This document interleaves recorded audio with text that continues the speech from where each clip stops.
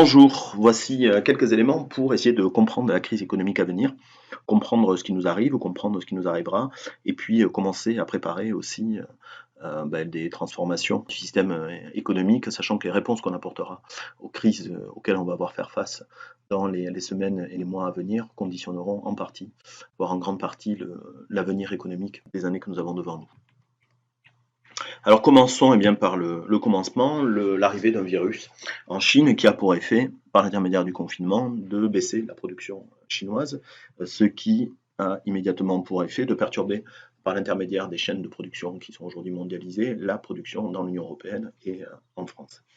Cette baisse combinée de la production dans ces deux zones économiques, et puis les perspectives et l'incertitude que ça crée, a de suite pour effet d'inquiéter les marchés financiers, où les acteurs, par des phénomènes de panique mimétique dont ils sont coutumiers, se mettent à vendre massivement les titres qu'ils possèdent, et on a un krach boursier historique qui consiste en une baisse de 30% à peu près des indices boursiers sur le mois de mars.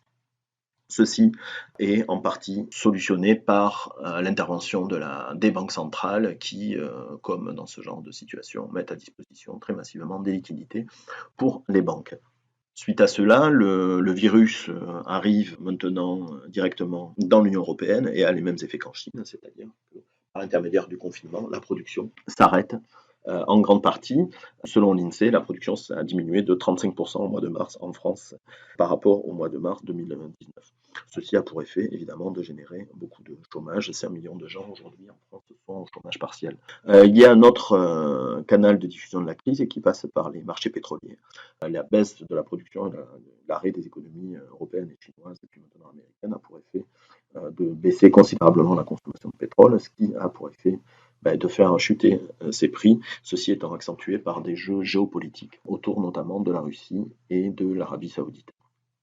Voilà la situation dans laquelle on est à peu près aujourd'hui, et qui permet d'évaluer comme ça différentes sources de risques et d'évolution pour les mois à venir. Ce qu'on peut craindre à plus court terme, c'est du fait des effets du confinement et de l'arrêt de l'activité dans de nombreux secteurs, une augmentation rapide des faillites. De nombreuses entreprises aujourd'hui, en effet, sont à l'arrêt, donc n'ont plus de rentrée d'argent. Par contre, continuent à avoir des sorties liées à leur crédit bancaire, à leur loyer, à toute une série de dépenses.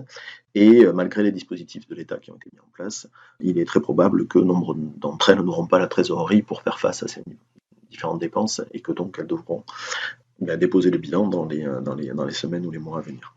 Ceci, cette baisse de production, et puis aussi évidemment cet effet de faillite et d'augmentation du chômage, aura pour effet de diminuer les rentrées fiscales dans des situations de crise. Et bien les bases fiscales se rétrécissent. Le risque qu'on doit le plus avoir à l'œil dans les mois à venir, c'est le risque bancaire. Le krach boursier a eu nécessairement des effets sur la santé des banques qui sont très impliquées sur ces marchés.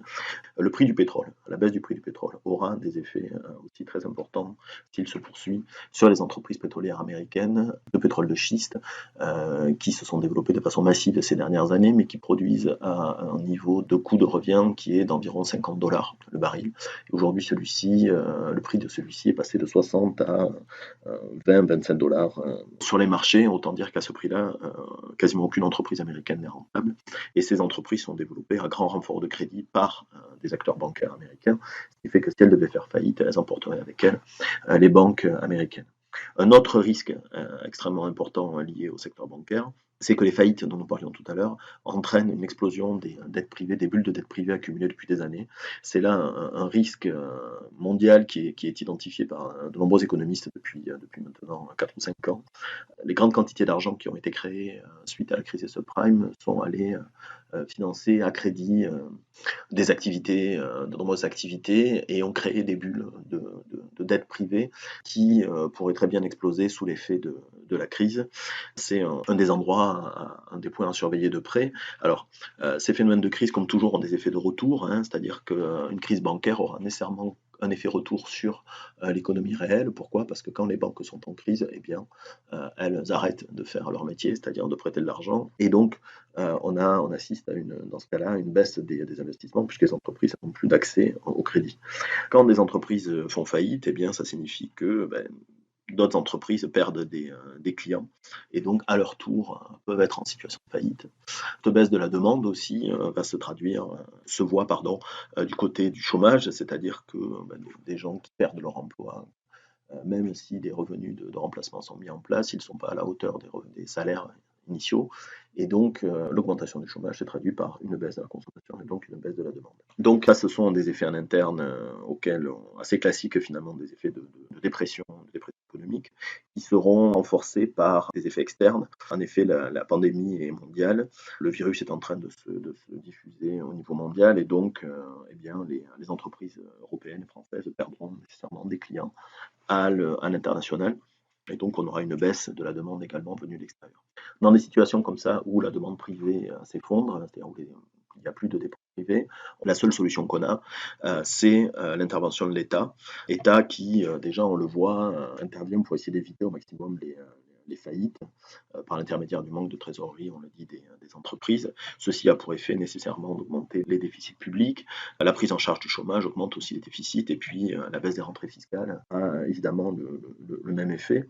Donc ça, c'est assez classique dans les situations de crise. L'État, par un espèce d'effet ciseau, voit ses déficits exploser. Ils augmenteront très certainement dans les mois et années à venir dans des proportions inconnues depuis la Deuxième Guerre mondiale et auxquelles pourrait se rajouter éventuellement la prise en charge des dégâts dans le secteur bancaire où, on le sait très bien dans ce genre de situation, les seuls acteurs à même de pouvoir faire face aux crises bancaires, ce sont à la fois les États et puis la Banque centrale, comme ça avait été fait en 2008. Qui dit déficit public dit financement de ces déficits.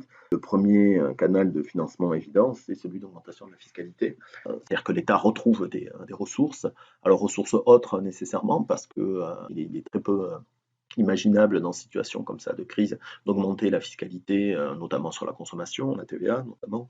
Mais par contre, va se poser très rapidement la question de la solidarité et du recours à une fiscalité importante sur les revenus élevés et sur les patrimoines. Les inégalités de patrimoine aujourd'hui sont très importantes et une fiscalité forte sur les patrimoines est certainement une des solutions les plus justes à mettre en œuvre dans les années à venir pour financer l'effort économique. On ne passera pas néanmoins à côté de la nécessité d'augmenter la dette par l'intermédiaire d'une augmentation des emprunts pour financer ces déficits. Et ceci pose plusieurs problèmes très particuliers à la zone euro, qui a fait le choix, depuis sa création, de refuser le financement direct par la Banque centrale, c'est-à-dire qu'aujourd'hui les États, pour se financer, ont comme seul recours d'emprunter auprès des banques en émettant des obligations. Mais ceci les rend dépendantes des marchés obligataires. Alors, une première forme d'intervention a été mise en œuvre là, dès le début de la crise par la Banque centrale, qui, dans la continuité de ce qu'elle a pu faire ensuite à la crise grecque, mais aussi aux difficultés de l'Irlande, du Portugal, voire de l'Espagne et de l'Italie au milieu des années 2010, la Banque centrale aujourd'hui, en fait, rachète les titres aux banques. Ça signifie quoi? Ça veut dire que les banques financent les États en rachetant les titres que vendent les États et la Banque centrale rachète ces titres aux banques. Donc ça revient à un financement indirect. Donc la Banque centrale a accentué ce mécanisme-là de manière à ce que les banques continuent à financer les États à des taux qui ne soient pas rédhibitoires pour les États, parce qu'on estime qu'à partir de taux de 6-7%, des taux d'intérêt de cette hauteur-là, les États ne peuvent plus se financer. Le risque, et le risque majeur dans ce cas-là, c'est qu'un État décide, ou en tout cas n'ait d'autre choix que de faire défaut sur les dettes auprès des banques qu'il possède. Alors l'effet du défaut, c'est que nécessairement, l'effet direct, c'est que les banques perdent des revenus, perdent des remboursements, et donc sont potentiellement en situation de faillite, en tout cas dans des situations où ce serait l'Italie, un pays de la taille de l'Italie qui ferait défaut, puisque c'est l'Italie qui est en première ligne aujourd'hui sur le plan sanitaire, mais qui est également un des États européens les plus endettés, et donc sur lesquels ce risque se pose peut-être le plus.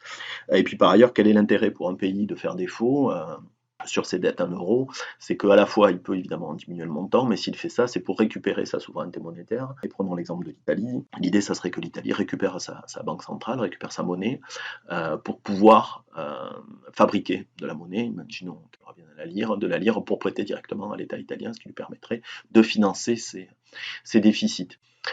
Ceci, ça signifie évidemment une dislocation de la zone euro. On peut souhaiter une sortie de la zone euro, considérant tous les défauts de fonctionnement qu'elle a et les défauts structurels dans ses règles de fonctionnement. Mais c'est certainement, ce scénario-là est certainement le pire pour sortir de la zone euro. Le pire aussi bien pour l'État qui le fait que pour l'ensemble des États qui n'auraient pas la possibilité de coordonner et de préparer cette sortie. On serait là dans une sortie dans l'urgence, dans l'improvisation. Et on peut imaginer des soubresauts monétaires très, très, très, très importants. Il va de soi que si un pays comme l'Italie, d'ailleurs un plus petit, sort de la zone euro, celle-ci n'y survivra pas. Le problème qu'il y a derrière la zone euro aujourd'hui et ses fragilités sont liées au manque de solidarité interne à la zone. C'est un problème qui est récurrent, qui a été souligné par de nombreux économistes depuis même la création de l'euro. C'est un résultat très important de théorie économique et monétaire. Une zone monétaire unique ne peut pas fonctionner sans solidarité à l'intérieur de la zone. Ce n'est pas une question éthique, c'est une question économique. Une zone monétaire ne peut pas fonctionner sans solidarité en son sein. Aujourd'hui, cette solidarité n'existe pas. Donc l'enjeu dans les semaines, peut-être même les jours à venir, ça sera de voir est-ce que la zone euro est capable de construire comme ça de la solidarité entre ses membres. La question est encore en suspens. Alors ça pourrait passer comment? Ça pourrait passer par eh bien aussi une annulation, une structuration des dettes. Il est difficile d'imaginer que on n'y arrive pas, qu'on n'en passe pas par là, mais ça pourrait être fait de façon négociée, en mettant créanciers et débiteurs autour de la table pour voilà, annuler une partie de ces dettes. C'est une solution qui aurait le mérite d'être contrôlée par les États et qui éviterait les emballements.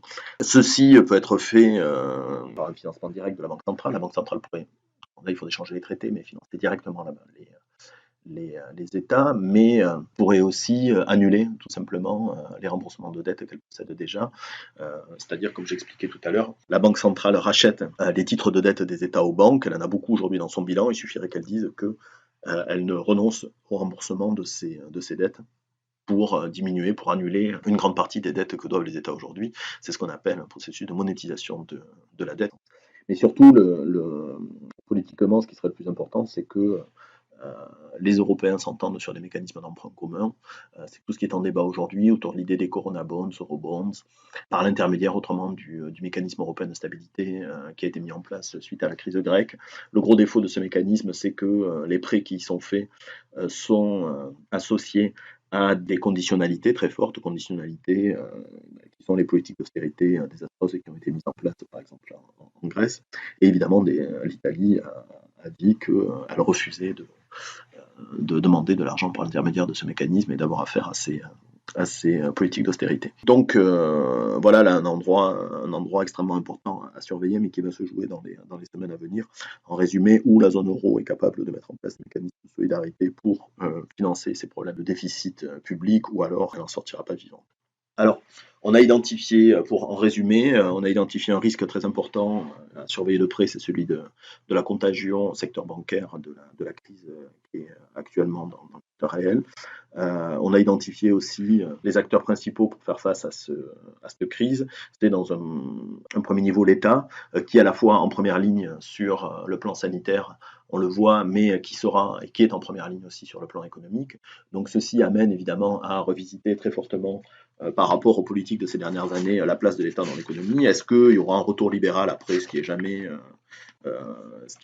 impossible, hein, compte tenu de l'expérience notamment de 2008, où les mêmes mécanismes de sauvetage ont été mis en œuvre par les États. Et derrière, on a eu un retour à la norme libérale. En tout cas, si l'État reprend plus de place dans les années à venir, se posera quand même de nombreuses questions sur notamment les structures de production qu'il faudra encourager. Est-ce que c'est repartir dans des politiques de croissance telles que fait l'État ou telles que peut accompagner l'État quand il l'a fait, ou alors est-ce que l'État sera capable d'accompagner des processus de transition écologique? Comment l'État reprendra en main le secteur bancaire? C'est aussi une question qui est absolument, absolument centrale. Est-ce que l'État sera capable de mettre en place des processus beaucoup plus décentralisés, moins bureaucratiques, qui laisseront la place aux initiatives locales, aux initiatives coopératives, citoyennes, telles que se développent aujourd'hui dans de plus en plus de territoires? Et est-ce que l'État surtout sera en mesure de mettre en place des politiques plus justes par une augmentation de la fiscalité, notamment sur les patrimoines. L'autre acteur clé, évidemment, pour répondre, c'est la Banque centrale européenne, par l'intermédiaire de la création monétaire. Euh, Là va se poser un peu la même question, c'est-à-dire est-ce que la création monétaire sera utilisée comme ça a été fait après la crise des subprimes pour simplement alimenter le secteur bancaire et faire en sorte qu'il ne s'écroule pas sans se poser la question de l'utilisation réelle de cet argent, ou est-ce que des processus seront mis en œuvre permettant de mettre l'argent directement au profit de la population, comme c'est proposé par exemple autour des concepts de monnaie hélicoptère ou de drone monétaire. Ces mécanismes, néanmoins, ont pour effet de poser la question de la même manière que pour l'État, du type d'économie que soutiendront ces mécanismes. Est-ce que on peut utiliser la création monétaire? Est-ce qu'il est vraiment intéressant plutôt d'utiliser la création monétaire pour relancer l'activité économique telle qu'elle existait avant, sans s'interroger sur l'utilité sociale et les impacts environnementaux de cette activité? De façon plus générale, tous ces processus de création monétaire posent une question fondamentale, qui est de savoir combien de temps sera conservée la confiance dans une monnaie qui est créée dans des quantités absolument gigantesques et qui ne serait pas au service de l'intérêt général. Voilà quelques-unes des questions qui se poseront à nous dans les semaines ou les mois qui viennent. Et je vous remercie de m'avoir écouté. Ce travail est à compléter, évidemment, amender, critiquer, autant qu'il vous plaira. Voilà, merci.